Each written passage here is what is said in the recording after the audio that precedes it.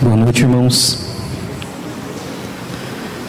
Graças ao Senhor, nós temos mais essa dádiva, essa graça de estarmos reunidos na presença do Senhor, para desfrutar um pouco mais dele, daquilo que Ele tem nos falado, daquilo que Ele tem edificado em nós.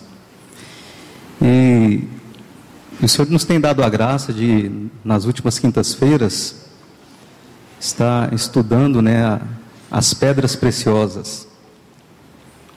Esse estudo ele tem sido ministrado com base em Apocalipse, no capítulo 21, nos versos 14, onde ali está descrito que os fundamentos das muralhas de Jerusalém, da Nova Jerusalém, eram 12 fundamentos, e sobre cada um desses fundamentos o nome dos 12 apóstolos do Cordeiro. E no verso 19, então, ali está descrito que cada um daqueles fundamentos era composto de uma pedra preciosa. Então logo se tem a relação dessas pedras, E o Senhor, graciosamente, tem levado o nosso irmão a nos descortinar isso, Cada vez que, então, se associa uma dessas pedras, um desses fundamentos, a um dos apóstolos, ao apóstolo correspondente, como aparece aquela relação em Marcos, no capítulo 3, no verso 16, então ali se há a revelação da palavra do Senhor. Então, quando nós podemos ouvir a palavra do Senhor, e ali, o Senhor tem nos mostrado através das características dessas pedras, associadas aos apóstolos do Cordeiro. Então ali nós temos revelação de como o Senhor está sendo edificado na igreja do Senhor, em nós, amém? A pedra de esmeralda, E essa pedra é o quarto fundamento. E esse quarto fundamento corresponde ao apóstolo André, amém? E nós vimos que uma característica da pedra de esmeralda é que ela retém a luz, E então, confrontando com o apóstolo André, com a vida dele, aquilo que está descrito na palavra do Senhor dele, nós podemos ver que ele, assim como essa pedra esmeralda, que retém a luz, quando ele viu e ouviu João Batista testificar: eis o Cordeiro de Deus, que tira o pecado do mundo. Então ele teve revelação de que ali estava a luz e ali estava a vida, a revelação do próprio Deus, a essência de Deus. Então ele já não mais era um discípulo de João Batista, mas ele se tornou um seguidor do Senhor Jesus Cristo. Então essa é uma grande característica dessa pedra, e uma grande característica também do apóstolo André: reter a luz do Senhor, Mas então também nos foi dada uma advertência, por outro lado, que foi a própria vida do João Batista, porque ele foi usado para trazer aquela revelação, para dizer: eis o Cordeiro de Deus. Ele teve revelação, ele testificou aqueles três maravilhosos itens, que são registrados em Mateus, no capítulo 3, no verso 16. Ele, ao batizar o Senhor, ele viu o céu aberto, ele viu o Espírito descer como pomba sobre o Senhor, e ele também testificou, que ele testificou sim a voz do Pai, testificando do Filho.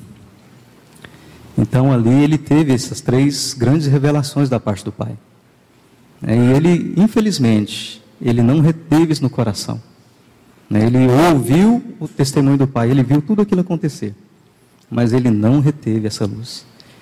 E em Atos, no capítulo 13, Paulo fala que ali, então em Atos 13 está descrito que ali terminou o ministério de João Batista, mas ele não teve essa percepção, ele não absorveu a luz do Senhor, ele continuou o seu próprio ministério, ele continuou a batizar, ele continuou a fazer discípulos, e nós vimos que seu fim não foi bom. Então a grande advertência para nós precisamos, assim como André, absorver aquilo que o Senhor nos tem dado, que é Ele mesmo, e precisamos ser seguidores do Senhor. E é interessante que logo em seguida nos foi mostrado o Senhor Jesus provando a fé dos discípulos, quando naquele episódio das 5.000 pessoas que ouviam o Senhor ministrar, que estavam seguindo o Senhor pergunta aos discípulos: onde compraremos, né, comida para essa gente? Então, o Senhor pergunta onde, né, não pergunta com quanto, né? Então, Filipe automaticamente faz os cálculos, né, e diz: Senhor, são 200 dias de serviço, nós não temos tanto, quer dizer, isso é impossível, né? Mas André, com percepção espiritual, mesmo sabendo que 5 pães e 2 peixinhos era pouco, mas ele creu no Senhor e levou isso diante do Senhor. E o Senhor então pôde multiplicar, né, e alimentar toda aquela multidão. Glória ao Senhor por isso. Isso traz uma lição para nós, que quanto mais o cristão ele retiver a luz do Senhor, a palavra do Senhor no seu interior, mais ele vai poder desfrutar das bênçãos espirituais, né, mais ele vai poder substantificar os milagres do Senhor, né? Isso para nós é uma grande alegria, né? E também é um grande incentivo para que nós possamos reter isso que o Senhor nos tem dado. Amém? Mas então, logo após, a gente tem a questão de que o Senhor nos prova, né? Então, quer dizer, eles foram provados. E ao ser provados, eles testificaram né, aliás, André testificou, né, da luz que estava no seu interior. E aqui então eu até grifei um versículo, né, que eu meditei nele. João, no capítulo 8, verso 12, diz que quem segue ao Senhor não andará em trevas, pelo contrário, terá a luz da vida. Então, assim como a esmeralda foi provada, os discípulos foram provados também, e nós também somos provados, né? Falando um pouco agora da pedra esmeralda, quando ela é submetida, né, uma das provas que se faz para ver a autenticidade dela, quando ela é submetida à luz do filtro de Chelsea. Quando isso acontece, ela emite uma luz roxa, né? E no estudo foi mostrado para nós que a pedra de esmeralda, ela tem uma coloração verde, por natureza, né? Ela natural dela é uma coloração verde, e o verde nos fala da vida, né? Mas a cor roxa, ela já é a junção de 2 cores, né? A combinação da cor vermelha e da cor azul. A cor azul nos fala da vida celestial do nosso Senhor Jesus Cristo, né?